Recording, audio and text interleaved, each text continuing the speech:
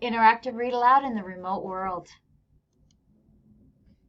Fontes and Pinnell have 3 models for remote learning, and I'm sure your classroom falls into one of the 3. Synchronous is when you're doing the lesson in real time, but students are at home connected by Zoom. Asynchronous is when students are accessing the lesson at home on their own whenever it's most convenient to them. There are no time constraints or Zoom meetings during asynchronous learning.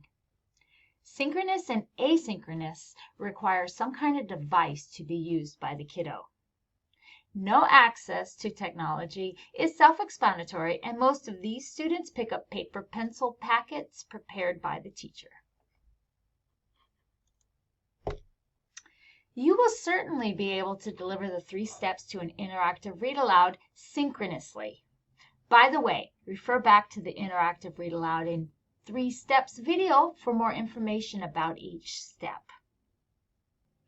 The nuances will be that you will deliver the lesson while you Zoom, and it should still be 10 to 20 minutes. As always, plan the lesson using the lesson card, which come with your interactive read aloud books. During the Zoom session, you'll introduce the text, read the book aloud as students listen. Discussion can and should still happen, but you'll need to set up systems for students to respond in breakout rooms or call on the students or in the chat box, whatever works for the grade level you're working with. Asynchronous remote learning will require a pre-recorded reading of the text. Remember that interactive read aloud is the opportunity for the teacher to model what good reading looks like. The teacher gives access to the text by reading it in its entirety. By design, students are not expected to read the text. Rather, they are listening, thinking, and talking about it.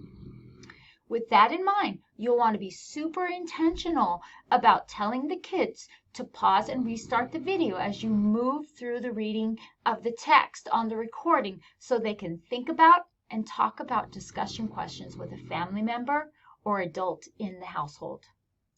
You might even want to create a slide with discussion questions if you think it will make the lesson go smoother.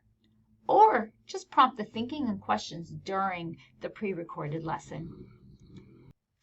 If students do not have access to technology, they'll need the old paper and hard copy along with a packet of things they'll need to move through the 3 steps of the lesson.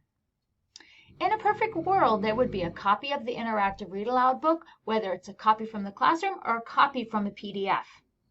What you see on the screen is a directions for interactive read aloud template, basically a form for you to write out the directions for the lesson. The form can be found in the Remote Learning No Access resources, and it's called No Access Lesson Directions for Parents, Caregivers. There are sites out there that offer digital versions of books. Unfortunately, Fontes and Pinnell can't offer digital copies of the interactive read aloud selections because they don't have publication rights. Look for the digital copies on School Library Journal and Epic. Don't forget about Sora, previously Overdrive. This is a district-sponsored site that can be accessed from the Student Parent tab of the KPBSD website. If you're logging in as an employee, the E should be entered as a 9. There are digital book copies available there as well. Hope this information about interactive read aloud in the remote world was helpful.